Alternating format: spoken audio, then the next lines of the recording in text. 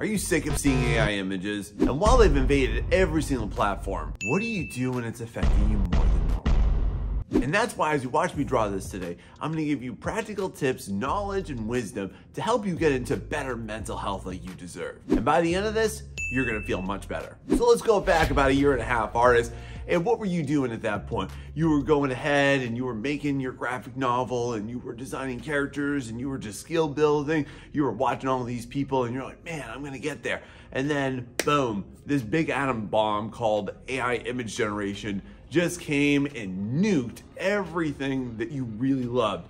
And you thought that that was gonna be something that was going to just destroy your ability to succeed. You feel like it's robbing your creativity. Do you feel like it's stealing your ability to produce? Do you feel like it's just siphoning all of your energy? You no longer have the drive or the ambition for it? And that's exactly what I mean to address, because I cannot overlook that there seems to be a massive mental health crisis for artists ever since AI image generation started to invade, or at least attempt to invade, all of the artistic places. And now you're thinking like, man, I don't know if I'm gonna get a job. I don't know if anyone's gonna want me. I don't know if anyone's gonna appreciate me. And it's just going to trigger you based on all of the experiences that we're gonna talk about today in this video. And that's why I think that there is a need for us, first off, to critically examine what's going on, and then also too, where you're getting your information from, and then finally, what do you do about it? Because at the end of the day, like, you're amazing, you're a great artist, whether or not you feel that way or you recognize that way about yourself. The fact that you made it this far, the fact that you care enough to want to pursue art makes you really amazing. And I don't want you to forget about that. So to help you improve your mental health and get into a better space and get you back to creating, y'all please hear me out on this. All right, y'all, I gotta go ahead and destroy this really popular rhetoric by AI bros that's horribly toxic, and it's probably making you feel worse about everything. Honestly, y'all, as soon as I say this, I need you to know that I am so sick of hearing this, and it leaves such a bad taste in my mouth and yours too. Have you ever been told that you ignoring AI or you not giving into it is you sticking your head in the sand like you're some kind of ostrich, okay? Well, first off, you're much cooler than that big bird. But just to be honest with you, that's not abnormal. That's literally how we function. And more importantly, it's nobody else's responsibility to take care of you other than yourself. And whenever you choose to partake in something, like artwork, for example, you're also always going to be saying no to something else. If you choose to eat healthy, you're choosing not to eat unhealthy. If you're choosing to watch this show, you're saying no to that show. If you're saying yes to being with this person, you're saying no to being with all of those people. And it is such a ridiculous and stupid notion for you to feel like you are less than, that you are ignorant, just because of the fact that you don't want to give in to something that does not align to you. What this means is that life is all about you picking your priorities and being okay with approving some and denying others. The fact that you deny AI art, just to be honest, I think that that says a lot about your character, and I'm really proud of you for that. The other component of this is I just want to ask for you, how meaningful is art for you? How much did that mean for you when you were growing up? Or how much does it mean for you right now? Or how essential does that feel to you right now? How important is it for you to be an active participant in artistic endeavors? Because are you sick of hearing people tell you that you're sticking your head in the sand or you're ignoring the inevitable? Because that is trash advice, friend. The only thing that's inevitable, and I promise you this, is that over time, if you look at things in a span, and it's not going to be a short span, it's going to be throughout your lifetime, you will be infinitely more successful at whatever you dedicate yourself to, whatever you strive towards, whatever you endeavor towards, if you are passionate about it and you throw your whole body, mind, and soul into it. And what I want to reframe for you is this massive understanding. Distancing yourself from this, distancing yourself from anything, is not cowardice. That is a commitment to your personal priorities and your passions. Just because AI bros and pro AI art fanatics gave up on their artistic potential long ago, probably haven't even picked up a pencil since middle school when they had to, just because they Frankensteined a whole bunch of different random skills that don't go together. And now that they think that they're big dogs out there, and it just reminds me of the saying that the most righteous are always the newly converted. That does not mean that they can dictate your future. Only you can. How's that? Another thing that would be great for your future is, hey, if you can hit that like and subscribe button, and if this is helping you, my friend, please share this with somebody that you know, because I know a lot of artists are hurting because of this, and I want to be there to help you out. I want to teach you how to do better week to week. And also, this is going to help you big time. Now I want to ask you, how do you like camping? Because currently right now, in the post-AI image generation phase that we're currently going through, where everything's just a complete crap show, there's basically 3 camps of artists, and I'm kind of curious to know where you are on this one. And I'd like to elaborate on it because it's important that you understand the basis for why everybody feels the way that they do. The first camp is the unfortunate pro AI users, okay? And here's one thing that I want to let you know about everybody that's pro is that I don't think anybody is actually pro AI image generation. What people are doing in this is that, first off, they're just succumbing to it. They're succumbing to fear, and they're succumbing to the pressure, and they're succumbing to propaganda, and they're giving into their insecurities. Nobody actually wants that. And just to be real, like, no artist ever said, man, I would really like to appear like I'm really great, but not do any of the work. That sounds really awesome. Nobody wanted that ever. Nobody wanted to feel like a phony because enough artists suffer with imposter syndrome, right? The other unfortunate version of pro AI users that I notice is that they tend to think that it's somehow going to bandage the knowledge that they don't know together. Like it's going to weave some tapestry of mastery together, but really all it does is it looks haggard. But they've fallen under this illusion that AI can fix them and fix their knowledge and improve what they don't know what to do, when in reality, it's kind of like sending a toddler into an MMA ring and hoping that they come out okay. And then in the second camp now, we've got the anti-AI crowd. I guess that's what you would associate me with. Which, just to be clear, I'm not anti-AI, and I think that there is immense potential for the technology. But the unethical usage and practice and implementation of it just disgusts me. As a human being, as an artist, as an art educator, it's just impractical and it's just not useful. And people that are in the current opposition to what we're currently seeing in the current generation of AI image generation is we are basically just trying to make sure that we sustain creativity, that we encourage people to continue to innovate, because real talk, like, artists aren't going to go anywhere. The whole world has always been based on artists. And if you didn't know this, it's your first form of communication is visual communication. Way before verbal communication, visuals come into play first. That's really important. There's a really necessary reason why you are an artist, why you feel compelled to that, and it connects to your humanity. But then the largest camp is in between the pro and anti, and that's the scared. And is this you right now? Are you currently in this boat? I bet so, because that's probably what attracted you to this video, and you want to be in a better space, right? And here's what I want to let you know.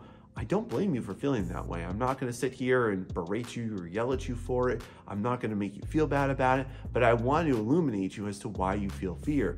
And it has nothing to do with AI image generation whatsoever. This actually has everything just to do with the meaning that you're giving to it and the references that you have. And specifically on references, I'm talking about people in your lives that have made you feel like at some point you've been told that art is not worthwhile, that you will not make it, that it's difficult to get to, that it's impossible, that it's a pipe dream, that you're going to be poor. And I just want to let you know this, friend. If you're in the scared camp right now, it's just because AI image generation triggered all that. And that's literally how we work as human beings, is we don't get triggered on what people say or circumstances. We get triggered based on our references. And this is triggering those references for you. So what do you do if this is you, friend, okay? Here's what I want to just encourage you on, because here's the advice that I've come to understand, is that you need to work towards the version that you want to be, not the version that you are.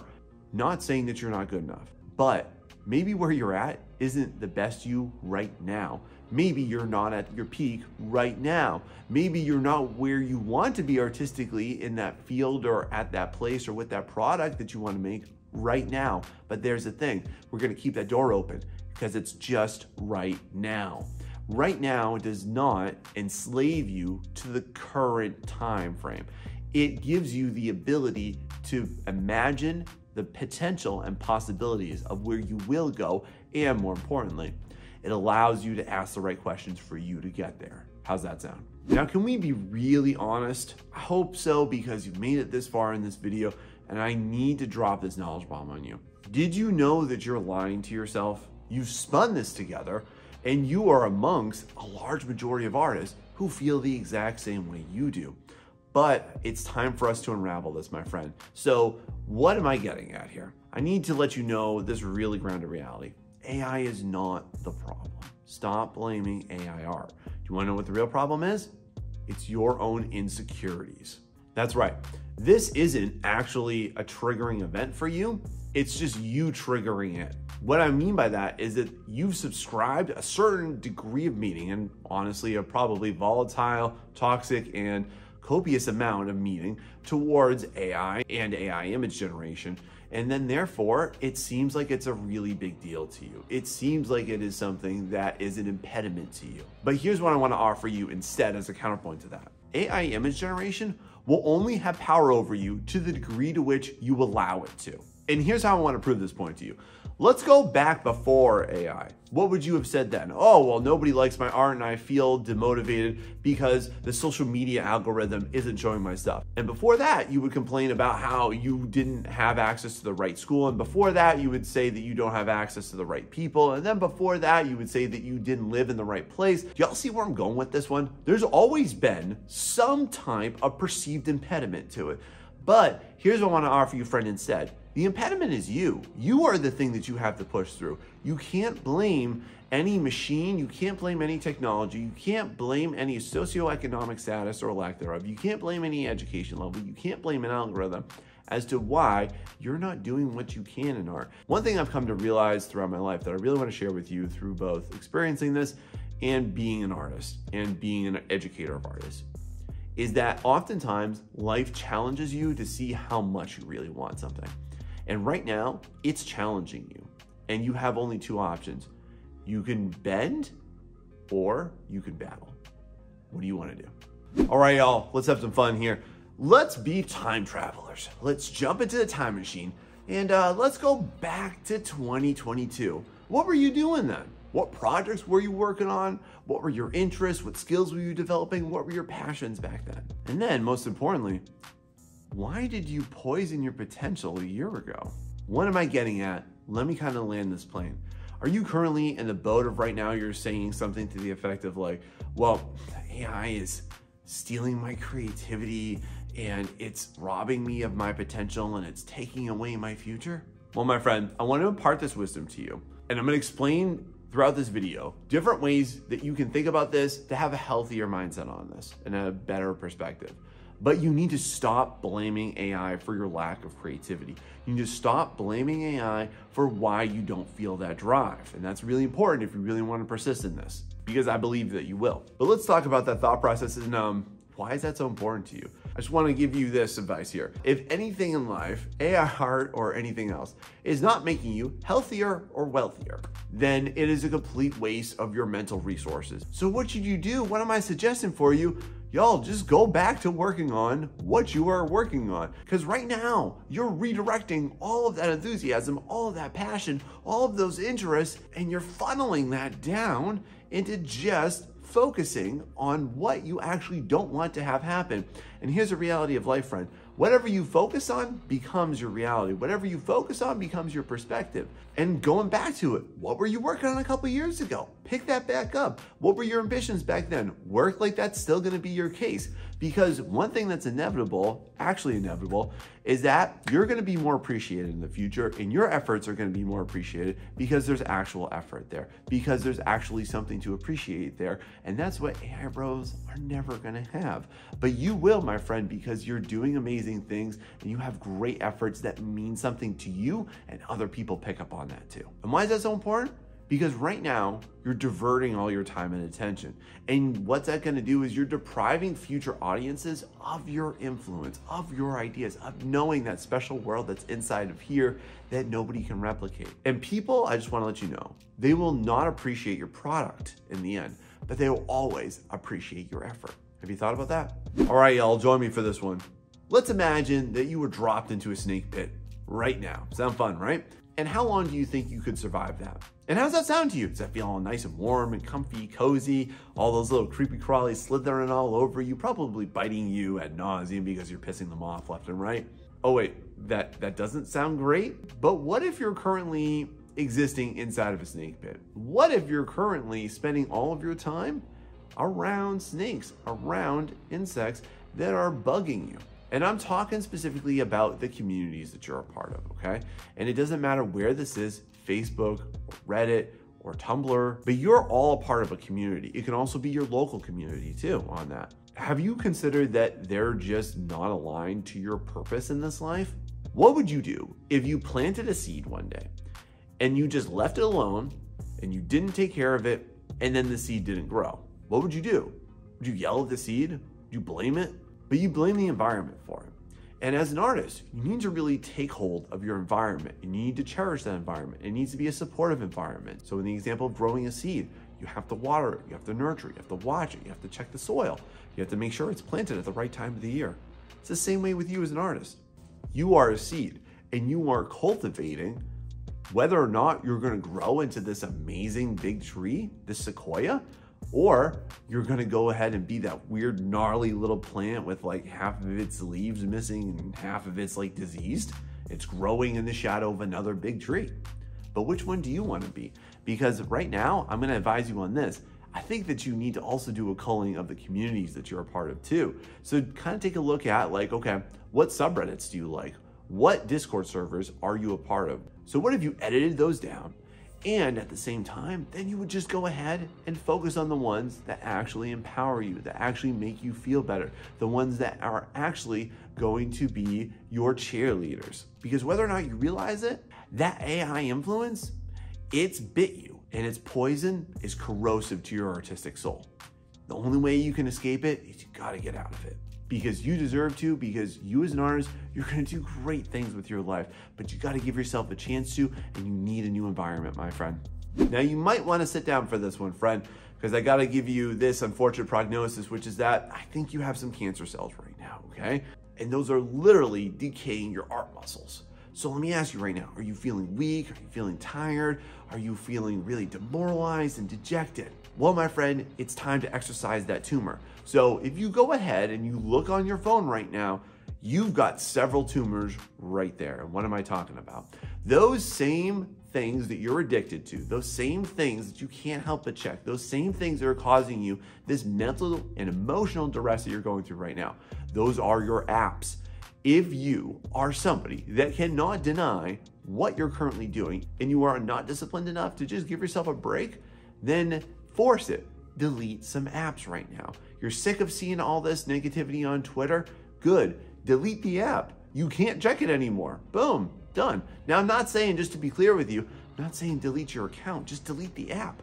Cut off that tumor's ability to spread, because right now you're feeling like all of this influence is cancerous to you. And I just want to know that that's not an overdramatic statement, because it literally is. One of the things that I think artists don't do enough is that they don't safeguard their creativity. They don't safeguard their creative soul enough just to make sure that it's going to survive. Y'all think about that just like you would a baby or a child, okay? It's your job to rear it. It's your job to nurture it. It's your job to fill it with your ideas and philosophies, okay? It's your job to teach it how to behave. And in the same vein of thought there, you constantly being exposed to apps that are not serving you, that aren't making you happier, or the people on those that we'll talk about in a minute are not serving you, then why are you exposing yourself to them? Y'all, just to give you an example, there's a reason why I don't go to bars and I don't go to clubs, is because I don't like that atmosphere and I don't like to drink and I don't enjoy that at all. So I choose not to participate in that. And you've got loads of things too. You probably, as an artist, just going out on a limb here, but yeah, you might not participate in ultra marathons. It's okay for you not to go ahead and be around those people. So in the same vein of thought, if you can't structure in some type of a break, then break yourself off from it. And my friend, another way to consider this is if you are continuously feeding apps via the algorithm things that you don't like and information that it knows that you don't like but you'll consume. Y'all, it's also kind of like this. Continuously feeding platforms is kind of like rearing a baby tiger that one day grows up and mauls you. You're feeding the monster that consumes you. Hey, can I be honest with you? I think you're in a little need of a diet. And I don't mean from food. I mean a diet from your poor influences. And when we talk about how to take care of ourselves, we'll talk about our physical well-being, we'll talk about our consumption, we'll talk about that, but we won't talk about our media consumption, we won't talk about our emotional consumption, and we won't talk about our influential consumption. So I'm kind of talking about the people in your life and the people that you maybe follow right now that aren't supporting you.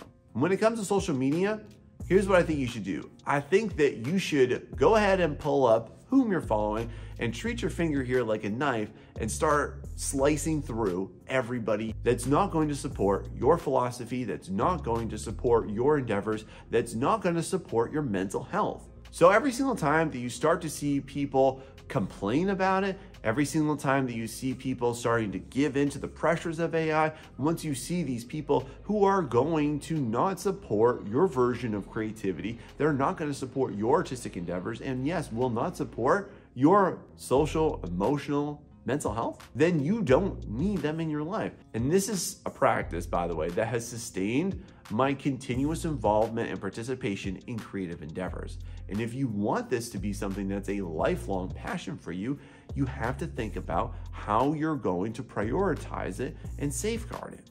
The other thing too is maybe you need to find some more people. Maybe you need to go ahead and look elsewhere.